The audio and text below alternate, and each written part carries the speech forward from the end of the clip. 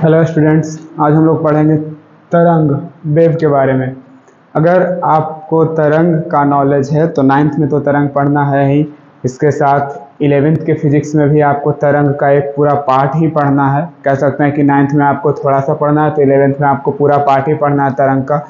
इसके अलावा जब आप 12th में जाएंगे तो वेव ऑप्टिक्स पढ़ रहे होंगे, तरंग प्रकाश की पढ़ रहे होंगे, तो वहाँ भी अगर आपको तरंग या वेव का ज्ञान है, तरंग के बारे में कभी आप पढ़े हुए हैं तो वहाँ भी समझने में कोई कठिनाई नहीं होगा। तो ये हर क्लास के विद्यार्थी के लिए एक महत्वपूर्ण टॉपिक बन जाता है कि तरंग क्या है, तरंग कितने प्रकार के होते हैं। और ये एक विजुअल चीज़ है, एक जब तक आप इसको थोड़ा सा समझ कर और कल्पना कर कर इमेजिन कर कर नहीं पढ़ेंगे, आपको कभी भी तरंग क्लियर होने वाला नहीं है। तो आज मेरा पूरा प्रयास होगा कि तरंग से रिलेटेड हर एक डाउट क्लियर हो और छोटा से छोटा पॉइंट को, हर एक डिफिनीशन को जितना सरल तरीका से हो सके हम लोग समझेंगे। तो सबसे पहले तरंग की बात करते हैं, तरंग क्या है। ठीक है, अगर परिभाषा की बात करें, डिफिनीशन की बात करें तरंग का, तो किसी माध्यम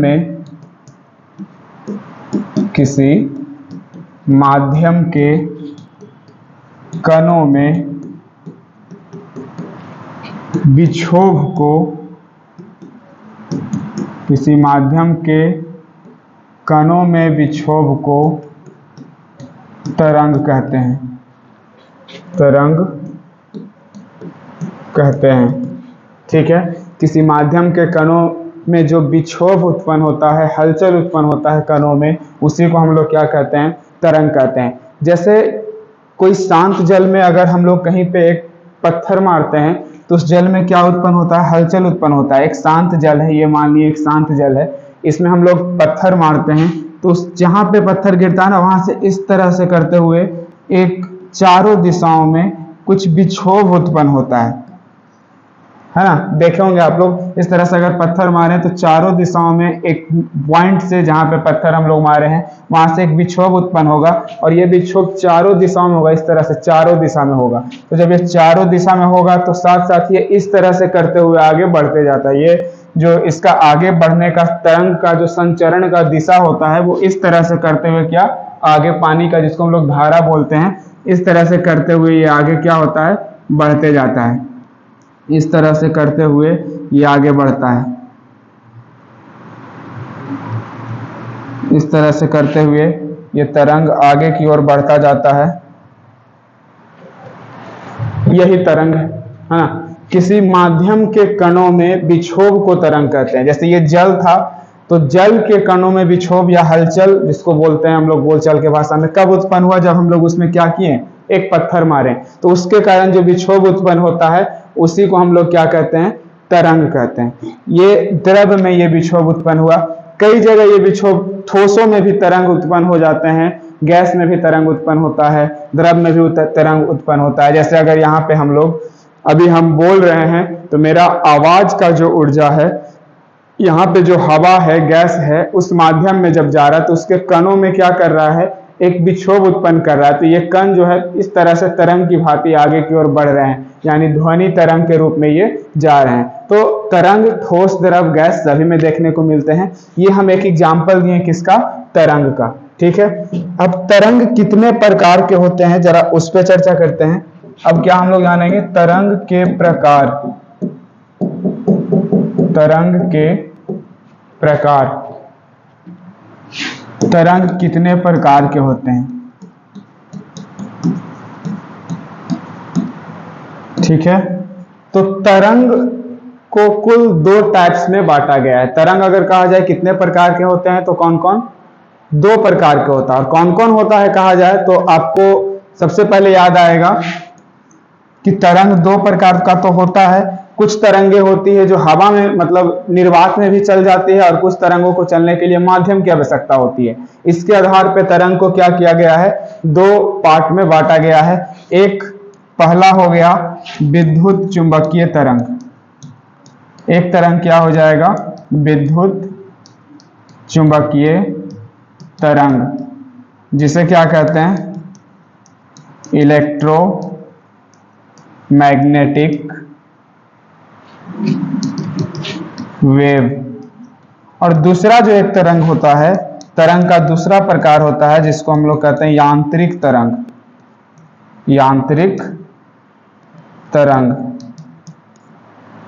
ये क्या हो जाता है? Mechanical wave. दूसरा तरंग है यांत्रिक तरंग, मैकेनिकल वेव। तो कुल तरंग के जो संचरण का प्रकार है, तरंग के संचरण का जो तरीका है, उसके आधार पर तरंग को कितने टाइप्स में बांट दिया गया है? 2 टाइप्स में। कौन कौन? एक विद्युत चुंबकीय तरंग और एक यांत्रिक तरंग। सब कुछ अपने हाथों से सरल शब्दों में जितना भी डिफिनीशन होगा और जितने भी पॉइंट होगा सब कुछ लिखेंगे। अगर आपको इसमें कहीं भी कुछ याद ना हो या फिर कुछ समझ में जिसको आप बाद में पढ़ना चाहते हो तो आप भी अपने कॉपी पर नोट डाउन करेंगे। तो ये 2 प्रकार का तरंग हो गया, विद्युत चुंबकीय तरंग और यांत्रिक तरंग। ठीक है, अब इसमें ये दोनों का डिफिनीशन क्या होगा कि विद्युत चुंबकीय तरंग किसको कहेंगे, यांत्रिक तरंग किसको कहेंगे? तो तरंगे 2 प्रकार की होती है। कुछ तरंग ऐसे होते हैं जिसे चलने के लिए माध्यम की आवश्यकता होती है, यानी कि या तो माध्यम के रूप में ठोस हो, या तो माध्यम के रूप में क्या क्या हो? ठोस हो, या माध्यम के रूप में द्रव हो, या माध्यम के रूप में गैस हो। कोई माध्यम हो तब वो चल पाएगा। कुछ ऐसे तरंग होते हैं तो उन्हें हम लोग क्या कहते हैं? यांत्रिक तरंग कहते हैं। ऐसे तरंग जिसको चलने के लिए किसी न किसी प्रकार का माध्यम का आवश्यकता हो, या ठोस माध्यम का आवश्यकता हो, या द्रव माध्यम का आवश्यकता हो, या गैस माध्यम का आवश्यकता हो, लेकिन बिना माध्यम के वो संचरित नहीं हो पाएगा, तो ऐसे तरंगों को क्या कहते हैं? यांत्रिक तरंग कहते हैं। और कुछ तरंगे ऐसी होती है जिसे चलने के लिए किसी माध्यम की आवश्यकता नहीं होता है। अगर माध्यम है या नहीं है उससे कोई प्रभाव नहीं पड़ता। वो निर्वात में भी, निर्वात मतलब क्या? जहां एक कण भी मौजूद ना हो गैस का भी, ऐसे स्थानों पर भी वो आसानी से संचरित हो जाएगा। ऐसे तरंगों को क्या कहते हैं? विद्युत चुंबकीय तरंग कहते हैं। तो बस इसी आधार पर इसका परिभाषा हो जाएगा। अगर हमें लिखना है विद्युत चुंबकीय तरंग, विद्युत चुंबकीय तरंग,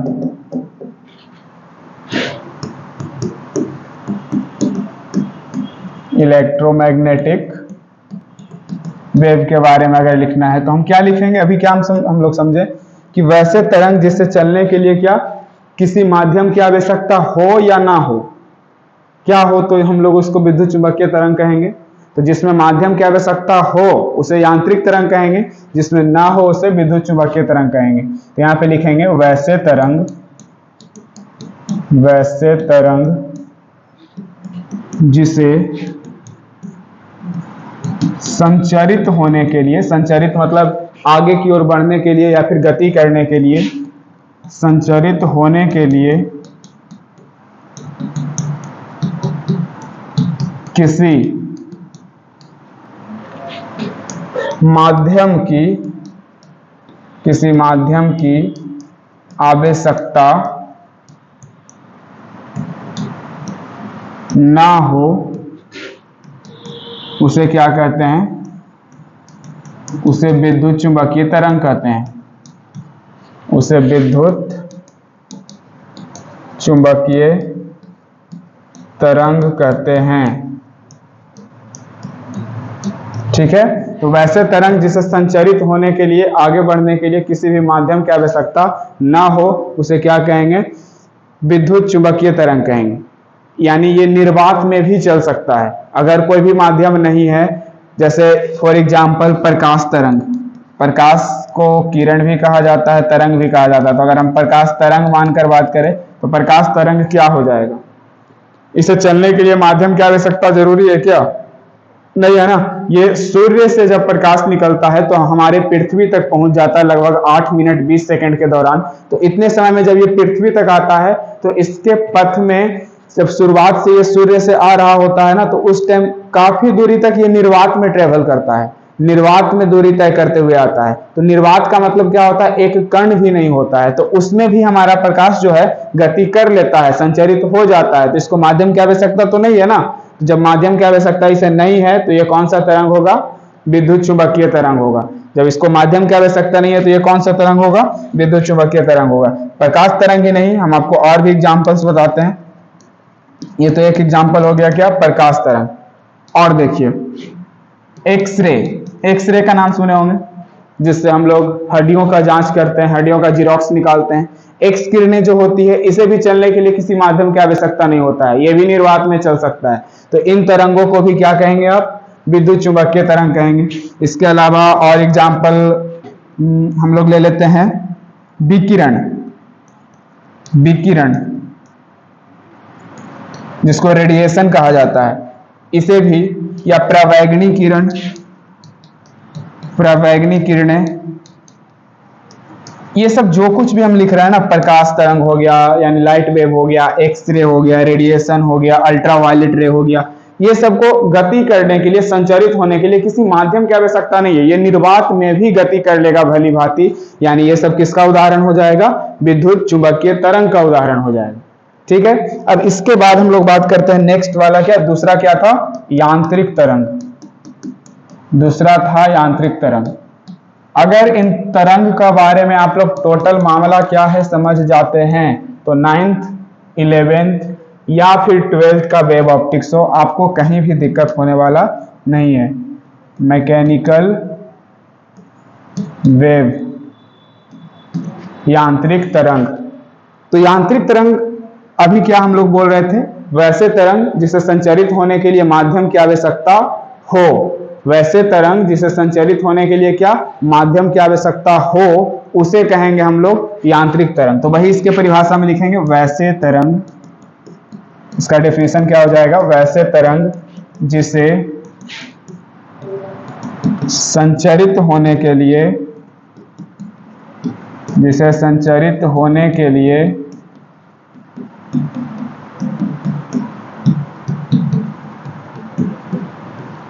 माध्यम की आवश्यकता हो, माध्यम की आवश्यकता हो, उसे क्या कहते हैं? यांत्रिक तरंग कहते हैं। उसे यांत्रिक तरंग कहते हैं। ठीक है, वैसे तरंग जिसे चलने के लिए क्या चाहिए? किसी प्रकार का माध्यम का आवश्यकता हो, चाहे वो माध्यम ठोस हो, चाहे वो माध्यम द्रव हो, या वो माध्यम गैस हो, लेकिन किसी न किसी प्रकार का वो माध्यम उसको आवश्यकता हो। बिना माध्यम यानी निर्वात में वो गति ना कर सके, तो ऐसे तरंगों को हम लोग क्या कहेंगे? ऐसे तरंगों को यांत्रिक तरंग कहेंगे। अब इसका एग्जाम्पल पे हम लोग देख लेते हैं। इसका एग्जाम्पल क्या क्या हो जाएगा? ध्वनि तरंग। ध्वनि तरंग यानी जो कुछ भी आवाजें हैं, अभी हम बोल रहे हैं, आप लोग सुन पा रहे हैं, या फिर और भी ऐसे जितने भी आवाजें हम लोग सुन पाते हैं, वो कैसा तरंग का उदाहरण होगा? वो यांत्रिक तरंग का उदाहरण होगा। क्योंकि अगर आप चंद्रमा पर चल जाए ना, उस पे जाके आप बम विस्फोट भी कर दिया जाए, आप कितना कस के भी चिल्लाएं, आप खुद ही नहीं सुन पाएंगे, क्योंकि वहां वायुमंडल नहीं है, वहां निर्वात है। और जब निर्वात है तो वहां वही तरंग संचरित हो पाएगा जो क्या हो? विद्युत चुंबकीय तरंग हो। जैसे सूर्य का प्रकाश वहां चला जाता है, क्यों जाता है? क्योंकि वो विद्युत चुंबकीय तरंग है, वो निर्वात में भी गति कर लेगा। लेकिन आवाज आप नहीं सुनिएगा, ध्वनि आप नहीं सुनिएगा, क्योंकि ध्वनि क्या है? यांत्रिक तरंग है। यांत्रिक तरंग है, इसलिए अब वो आपको सुनाई नहीं देगा, क्योंकि वो निर्वात में संचरित नहीं होगा। उसे तो क्या चाहिए? किसी न किसी प्रकार का माध्यम चाहिए। तो ध्वनि तरंग कैसा उदाहरण हो गया? यांत्रिक तरंग का उदाहरण हो गया। या और एग्जाम्पल ले लेते हैं, धनुष की डोरी से उत्पन्न तरंग। धनुष के डोरी से जो तरंगे उत्पन्न होगी, धनुष को इस तरह से खींच के जब छोड़ते हैं ना, तो एक तरंग, एक वेव उत्पन्न करता है। वो भी कौन सा तरंग होगा? यांत्रिक तरंग होगा। क्योंकि उससे जो तरंगे उत्पन्न होती है, वहां जो हवा मौजूद होता है, गैस मौजूद होता है, उसके कणों में एक तेजी से विक्षोभ उत्पन्न करता है, उसके कारण उत्पन्न होता है। जब निर्वात होगा, वहां कोई कण ही नहीं होंगे, तो फिर उसमें तरंग उत्पन्न नहीं हो सकता है, क्योंकि उसको क्या चाहिए? कोई माध्यम चाहिए। तो ये भी किसका उदाहरण हो जाएगा? ये भी उदाहरण हो जाएगा यांत्रिक तरंग का। ठीक है, यहां तक कोई दिक्कत नहीं रहा होगा। जिसे कोई माध्यम की आवश्यकता हो, उसे हम लोग क्या बोलेंगे? यांत्रिक तरंग बोलेंगे। और जिसे माध्यम की आवश्यकता नहीं हो गति करने के लिए, उसे क्या बोलेंगे? विद्युत चुंबकीय तरंग बोलेंगे। लेकिन अब वैसे तरंग जिसे माध्यम की आवश्यकता हो, वो यांत्रिक तरंग तो होते हैं, लेकिन ये भी अपने गति के कारण, अपने चलने का जो स्टाइल है, इसका गति करने का जो स्टाइल है, उसके आधार पर इस यांत्रिक तरंग को भी क्या किया गया है? कुल 2 पार्टों में बांटा गया है। अब उस पे विचार करते हैं। इस यांत्रिक तरंग को भी क्या किया गया है, दो प्रकार में बांटा गया है। अब क्या पढ़ेंगे, यांत्रिक तरंग के प्रकार, यांत्रिक तरंग के प्रकार, टाइप्स ऑफ मैकेनिकल वेव।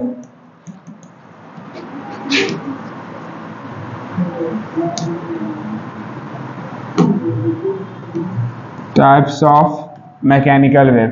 तो यांत्रिक तरंग को कुल दो टाइप्स में बांट दिया गया है, यानी हम लोग लिखेंगे यांत्रिक तरंग कितना प्रकार के होता है, दो प्रकार के। अगर आपको नहीं याद है तो आप बिल्कुल इसे अभी आप लोग लिख लीजिए, और अगर इसको आपको समझ में आ रही होगी, चीजें समझ में आ रहा होगा ये सब बात, तो एक दो बार पढ़ेंगे तो डेफिनेटली आपको याद हो जाएगा। यांत्रिक तरंग दो प्रकार के होते हैं। यांत्रिक तरंग दो प्रकार के होते हैं। कौन कौन सा प्रकार होता है यांत्रिक तरंग का? एक होता है अनुदैर्ध्य तरंग, नाम सुने ही होंगे आप लोग। एक होता है क्या, अनुदैर्ध्य तरंग, और एक होता है अनुप्रस्थ तरंग। अनुप्रस्थ तरंग, तो इसका जो चलने का स्टाइल होता है, किसका, यांत्रिक तरंग का जो चलने का स्टाइल होता है, संचरित होने का जो स्टाइल होता है, उसके आधार पर यांत्रिक तरंग को कुल कितना टाइप्स में बांटा गया, कुल दो प्रकार में बांटा गया। कौन कौन? अनुदैर्ध्य तरंग और अनुप्रस्थ तरंग। अब किस तरह से संचरित होने वाले तरंगों को अनुदैर्ध्य कहेंगे, किस तरह से संचरित होने वाले तरंगों को अनुप्रस्थ तरंग कहेंगे, अब थोड़ा सा हम लोग इस पे देखते हैं। यानी अब किसके किसके बारे में पढ़ेंगे, अनुदैर्ध्य तरंग और अनुप्रस्थ तरंग के बारे में। सबसे पहले हम लोग बात करते हैं अनुदैर्ध्य तरंग की। अनुदैर्ध्य तरंग की, ठीक है। तो वैसे यांत्रिक तरंग जिसका जो कंपन का दिशा हो, जो चलने का जो स्टाइल होता है ना, ये वैसे यांत्रिक तरंग जिसका चलने का जो तरंग संचरण का जो कंपन हो वो क्या हो, समानांतर हो। बस यही दो अंतर है किस किस में, अनुदैर्ध्य तरंग में और अनुप्रस्थ तरंग में। चलने का जो ये डायरेक्शन है वो क्या होना चाहिए, समांतर होगा, तो आप उसे क्या बोलिएगा, अनुदैर्ध्य तरंग बोलेंगे। और वैसे तरंग जिसका दूसरा क्या था हमारा, अनुप्रस्थ तरंग। वैसे तरंग जिसके तरंग संचरण की दिशा कंपन का क्या हो, लंबवत हो, जिसमें लंबवत हो, उसे क्या कहेंगे, अनुप्रस्थ तरंग कहेंगे। ठीक है, अंतर बस इतना है, दोनों ही यांत्रिक तरंग है, दोनों ही क्या है, यांत्रिक तरंग है। अंतर बस सिर्फ इतना है कि अनुदैर्ध्य तरंग में तरंग संचरण का दिशा होगा जो कंपन के क्या होगा, समानांतर होगा, और इसमें क्या होगा, लंबवत होगा। ठीक है, अब ये दोनों तरंगे तो यांत्रिक तरंगे होगी, बस इनका जो चलने का स्टाइल है उसके आधार पर इन्हें दो पार्ट में बांटा गया, अनुदैर्ध्य तरंग और अनुप्रस्थ तरंग। ठीक है, अब इसके बाद मोस्ट इंपोर्टेंट चीज जो अधिकतर विद्यार्थी नहीं समझ पाते हैं, तरंग गति। सबसे इंपॉर्टेंट चीज है तरंग गति को समझना। तरंग गति, वेव मोशन, ये पॉइंट यहां से जो कुछ भी 4-5 पॉइंट बनेंगे वो आपके लिए इंपॉर्टेंट रहेगा। उसको अगर बढ़िया से समझ लेते हैं तो इससे तरंग से चैप्टर से बनने वाले अधिकांश न्यूमेरिकल्स या फिर परिभाषा, मात्रक, सब आप लोग क्लियर समझ जाएंगे, दिक्कत उसमें कुछ नहीं होने वाला है। तो सबसे पहले तरंग गति समझने के लिए हम लोग देखते हैं तरंग किस प्रकार का चीज है। एक तरंग का उदाहरण ले लेते हैं।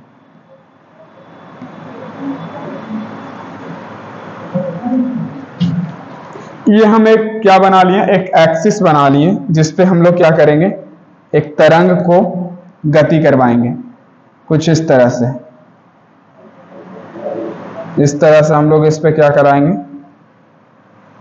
तरंग को गति करवाएंगे। ये जो हम बनाए ये थोड़ा सा ऊपर नीचे हो सकता है, क्योंकि अब हम यहाँ पे स्केल वगैरह लेके तो बैठे हुए हैं नहीं। यहाँ पे ये जो तरंग का जो चीज होता है ना, ये पॉइंट हर जगह बराबर, देखिए मेरा थोड़ा सा ऊपर नीचे हो रहा है, ये पॉइंट हर जगह क्या होना चाहिए, बराबर होना चाहिए। अगर आप अपने कॉपी पे बना रहे होंगे तो इस चीज को ध्यान देंगे कि ये पॉइंट हर जगह बराबर होना चाहिए। ये नीचे वाला जो पॉइंट है ये भी हर जगह बराबर होना चाहिए, इससे इसका दूरी और इससे इसका दूरी, इससे इसका दूरी, ये भी हर समय बराबर होना चाहिए।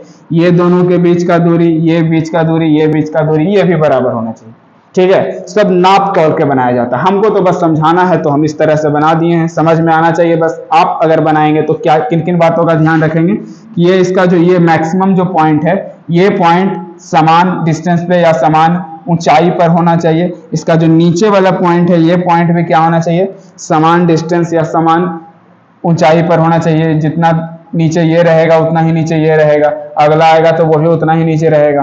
साथ साथ यहाँ से एक्सिस से जो इसका दूरी होगा, एक्सिस से इसका दूरी होगा या एक्सिस से इसका ऊंचाई होगा, ये सब बराबर होना चाहिए। और इसके बीच का जो ये गैप बनेगा, ये भी क्या होना चाहिए, बराबर होना चाहिए। ठीक है, इन बातों को ध्यान रख के आप तरंग का फिगर जब भी बनाएंगे बनाना है। अब इसमें ये एक वेव मोशन का फिगर है, एक तरंग के गति करने का क्या है, चित्र है, जिससे अभी हम लोग कुछ कुछ पॉइंट को समझेंगे। तो इस तरंग का जो सबसे ऊंचा वाला पॉइंट होता है, ये तरंग इस प्रकार से गति करता हुआ आगे बढ़ रहा है, तो इसका जो सबसे हाईएस्ट पॉइंट होता है, ये वाला पॉइंट हो गया, ये पॉइंट हो गया, और एक सबसे ऊंचा पॉइंट ये हुआ।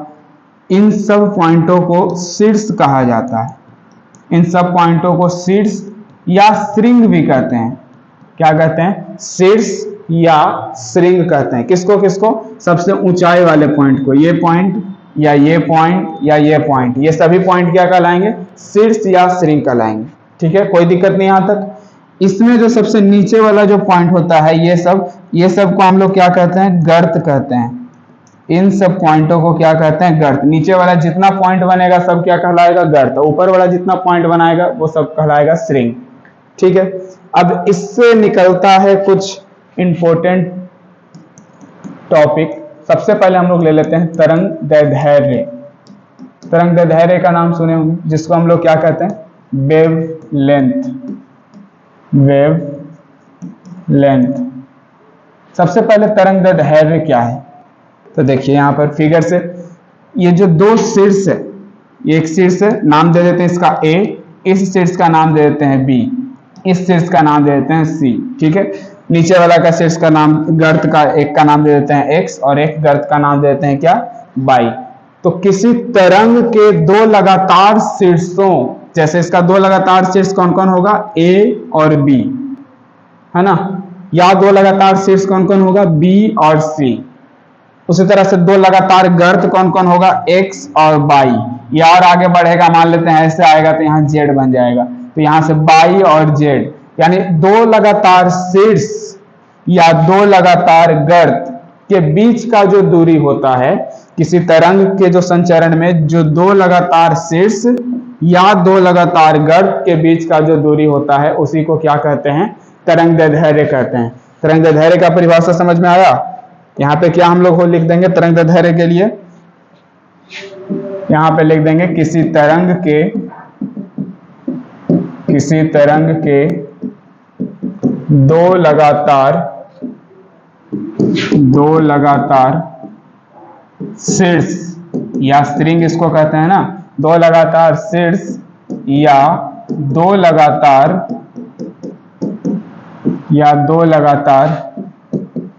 गर्त के बीच के दूरी को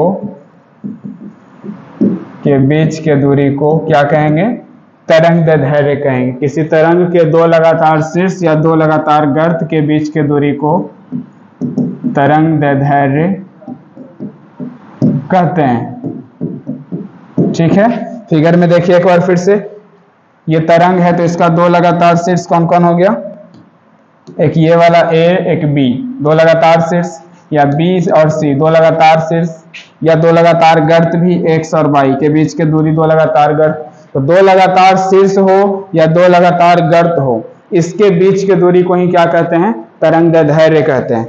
ठीक है, तरंग दैर्ध्य तक में कोई दिक्कत नहीं। तरंग दैर्ध्य को प्रायः सूचित क्या चीज से किया जाता है, लेमडा से सूचित किया जाता है। तरंग दैर्ध्य को क्या चीज से सूचित किया जाता है, लेमडा। ये लेमडा का साइन है, ये लेमडा है, इसे लेमडा से सूचित किया जाता है।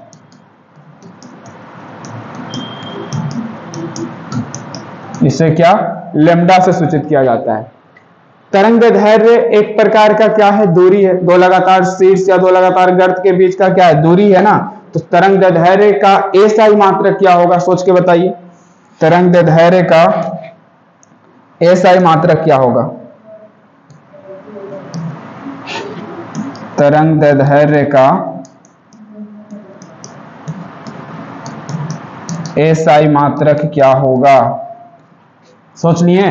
तो तरंग दैर्ध्य क्या है, एक प्रकार का दूरी है। दो लगातार शीर्ष या दो लगातार गर्त के बीच के दूरी को क्या बोलते हैं, तरंग दैर्ध्य बोलते हैं। तो दूरी का एसआई मात्रक क्या होता है, मीटर। तो तरंग दैर्ध्य का भी एसआई मात्रक क्या होगा, मीटर, क्योंकि ये भी एक प्रकार का क्या है, दूरी है। दो लगातार शीर्षों का दूरी है या दो लगातार गर्तों का दूरी है। तो तरंग दैर्ध्य का एसआई मात्रक याद रखिएगा क्या होता है, मीटर। बहुत सारे लोग एंगस्ट्रम ऑप्शन में रहता है, एंगस्ट्रम को टिक करते हैं, सोचते हैं हम सही बना लिए, लेकिन एंगस्ट्रम भले ही सबसे ज्यादा प्रयोग होता है, एसआई मात्रक तो क्या होगा, मीटर होगा। तरंग दैर्ध्य का मात्रक के रूप में सबसे ज्यादा प्रयोग कौन सा इकाई को किया जाता है, एंगस्ट्रम को किया जाता है। ये एंगस्ट्रम का साइन है, ये एंगस्ट्रम का साइन है। तो एंगस्ट्रम का उपयोग सबसे ज्यादा तो किया जाता है तरंग दैर्ध्य को मापने में, क्योंकि तरंग दैर्ध्य एक बहुत ही छोटा सा दूरी होता है। ये तरंग बहुत ही तेजी से राउंड मार लेता है ना, तो उसके बीच का डिस्टेंस बहुत कम होता है। तो एक छोटा दूरी होने के कारण हम लोग इसको प्रायः मीटर में नहीं माप कर क्या चीज में मापते हैं, एंगस्ट्रम में मापते हैं। और एंगस्ट्रम, एक एंगस्ट्रम बराबर होता है 10 के पावर -10 मीटर। एक एंगस्ट्रम 10 के पावर -10 मीटर के बराबर होता है। देखिए एंगस्ट्रम कितना छोटा मात्रक है, ये आप यहां से समझ सकते हैं। तो एंगस्ट्रम का उपयोग प्रायः करते हैं, लेकिन एसआई मात्रक तरंग दैर्ध्य का क्या होगा, मीटर। यहां तक कोई दिक्कत नहीं। अब नेक्स्ट टॉपिक हम लोग समझेंगे तरंग दैर्ध्य के बाद, आवर्तकाल। आवर्तकाल, टाइम पीरियड।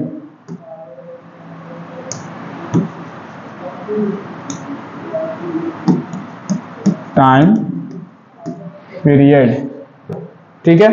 तो फिर से हम लोग आ जाते हैं अपने तरंग गति के फिगर पर। देखिए तरंग इस प्रकार से गति कर रहा है, तो किसी भी तरंग को एक चक्कर पूर्ण करने में जितना समय लगता है, उस समय अंतराल को हम लोग क्या कहते हैं, आवर्तकाल कहते हैं। ये तरंग है, यहां से अगर इसका गति स्टार्ट हुआ मान लेते हैं, तो यहां से एक चक्कर पूरा करने में इसको जो कुछ भी समय लगा होगा, एक चक्कर यहां से पूरा करने में इसको जो कुछ भी समय लगा होगा, यहां से पुनः यहां पे आ गया तो एक चक्कर पूरा हुआ ना। देखिए शीर्ष से शीर्ष को प्राप्त किया, तो एक चक्कर पूरा करने में जो समय लगा होगा, उस समय अंतराल को हम लोग क्या कहेंगे, आवर्तकाल कहेंगे। कहीं से भी आप देख सकते हैं, मान लो यहां से, तो यहां से अगर कोई स्टार्ट किया तो यहां से यहां हो गया एक चक्कर, नहीं हुआ, ये आधा चक्कर हुआ। देखिए ये गर्त यहां से स्टार्ट किया था, यहां आया है तो एक चक्कर नहीं हुआ, ये अर्ध चक्कर हुआ, इसको अर्ध चक्कर कहते हैं इस वाले पार्ट को। फिर आधा चक्कर और पूरा किया, तो देखिए ये भी अर्ध चक्कर है। तो अर्ध चक्कर मिलकर पूर्ण चक्कर का निर्माण किया। तो ये एक चक्कर पूर्ण करने में, किसी तरंग को एक चक्कर पूर्ण करने में जो समय लगता है, चाहे वो यहां से यहां हो या यहां से यहां हो, एक चक्कर पूर्ण करने में जो कुछ भी समय अंतराल लगता है, उस समय अंतराल को क्या कहते हैं, आवर्तकाल कहते हैं। ठीक है, तो यहाँ पे परिभाषा में क्या हो जाएगा इसका, यहाँ पे हम लोग लिखेंगे किसी तरंग को एक चक्कर पूर्ण करने में, एक चक्कर पूर्ण करने में जो समय लगता है, जो समय लगता है या जो समय पूरे एक चक्कर को पूरा करने में जो भी समय लगता है, उस समय को क्या कहते हैं, आवर्तकाल कहते हैं। उसे क्या कहते हैं, आवर्तकाल कहते हैं। जो भी समय लगेगा उसे क्या कहेंगे, आवर्तकाल कहेंगे। आवर्तकाल को सूचित क्या चीज से किया जाता है, इसे कैपिटल टी, क्या, इसे कैपिटल टी से सूचित किया जाता है। इसे कैपिटल टी से सूचित किया जाता है। आवर्तकाल को क्या चीज सूचित करते हैं, कैपिटल टी से सूचित करते हैं।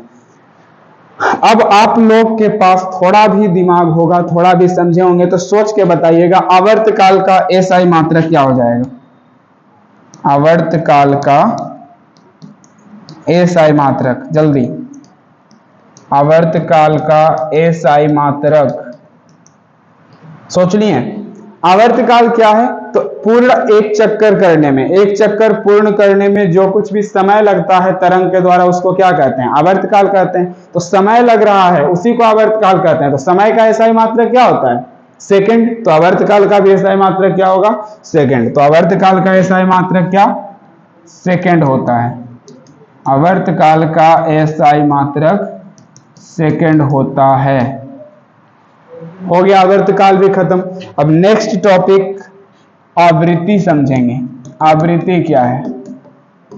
इसको हम लोग फ्रीक्वेंसी बोलते हैं। नेक्स्ट क्या है? आवृत्ति, फ्रीक्वेंसी।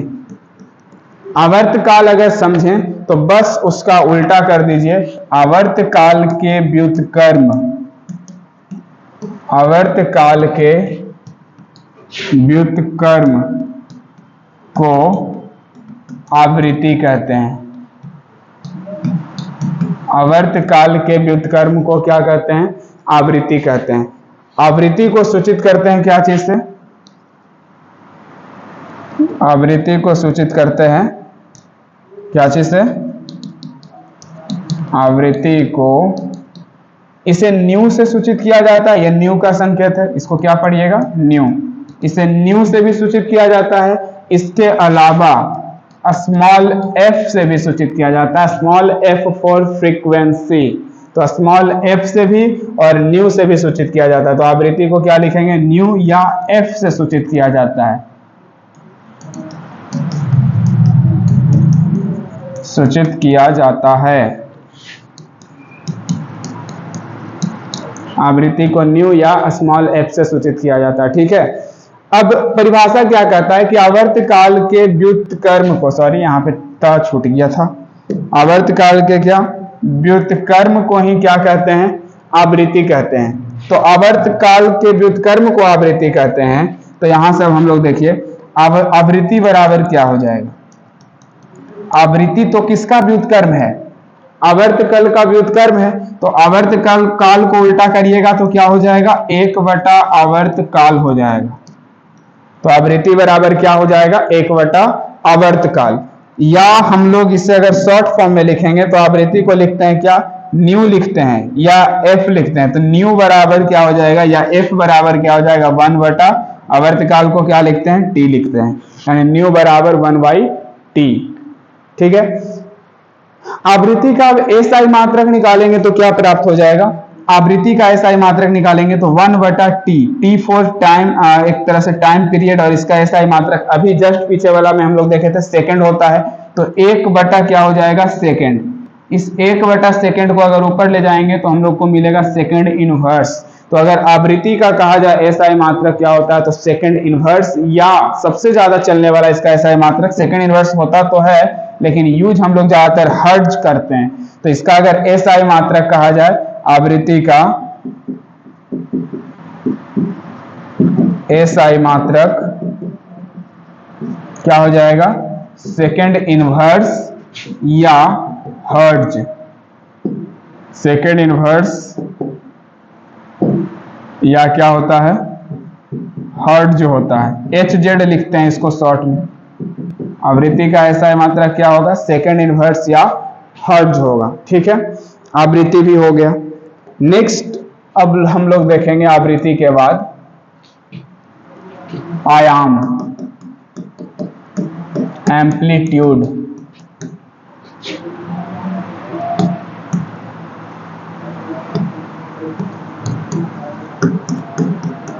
एम्पलीट्यूड, आयाम या एम्पलीट्यूड। ठीक है।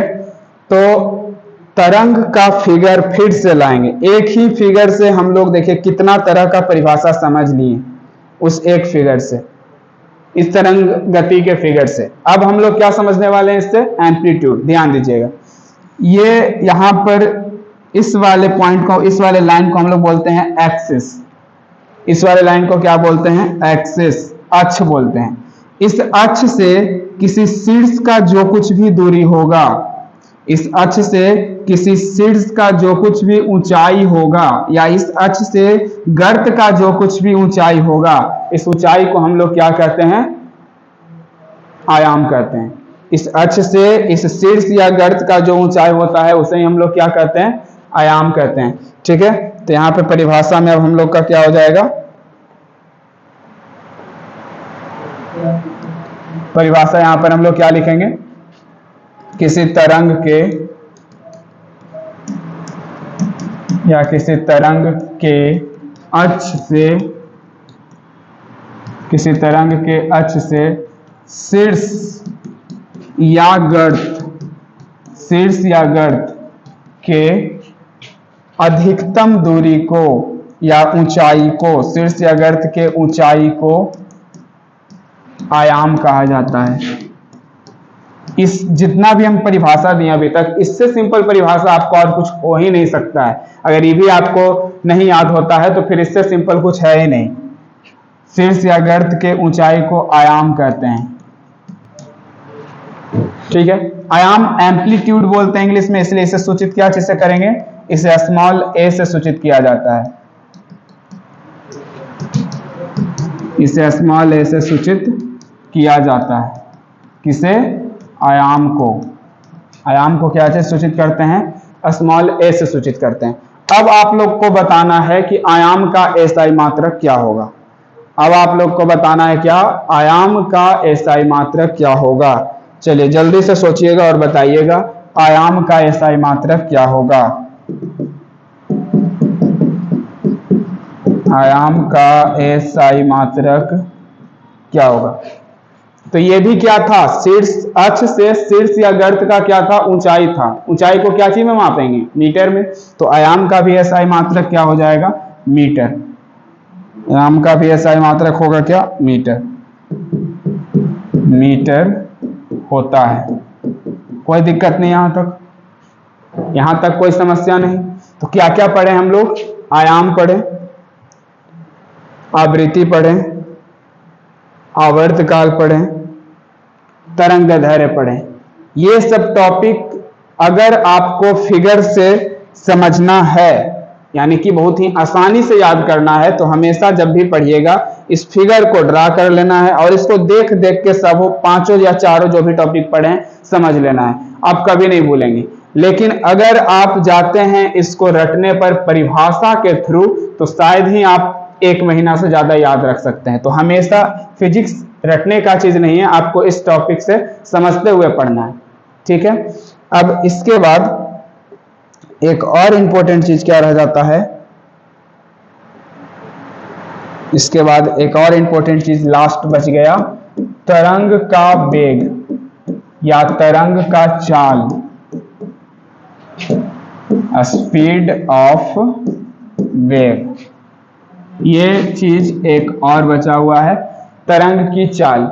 ठीक है, तो तरंग जो संचरित होता है तो वो जिस वेग से आगे की ओर बढ़ेगा उस वेग को ही हम लोग क्या कहेंगे, तरंग का चाल कहेंगे। तरंग के परिभाषा ऐसे लिखेंगे, तरंग संचरण के, संचरण मतलब क्या अभी बताया था ना, आगे बढ़ना। तरंग संचरण के वेग को तरंग की चाल कहा जाता है।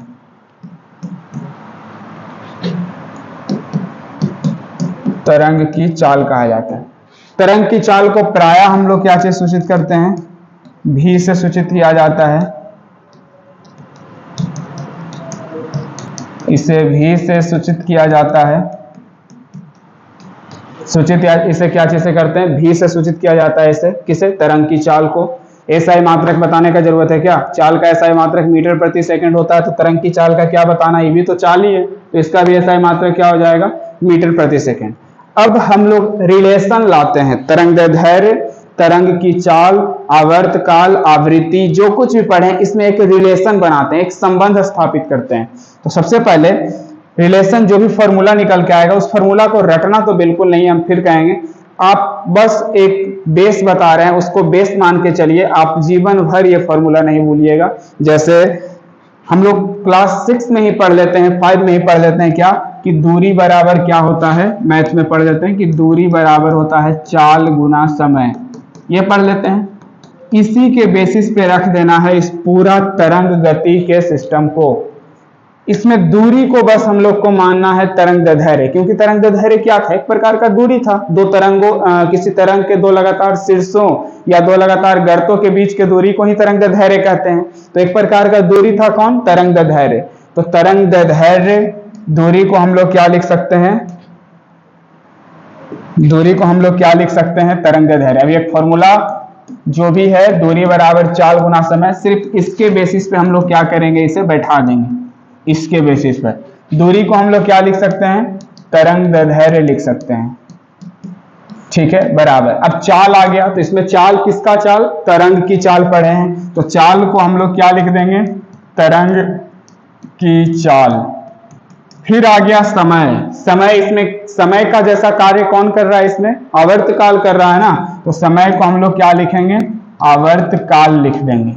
ठीक है, देखिए कुछ नहीं है, फॉर्मूला हमें याद नहीं है, हम बस इसके बेसिस पे ला रहे हैं। दूरी को क्या लिखे, तरंग दैर्ध्य लिख सकते हैं, एक प्रकार का दूरी होता है।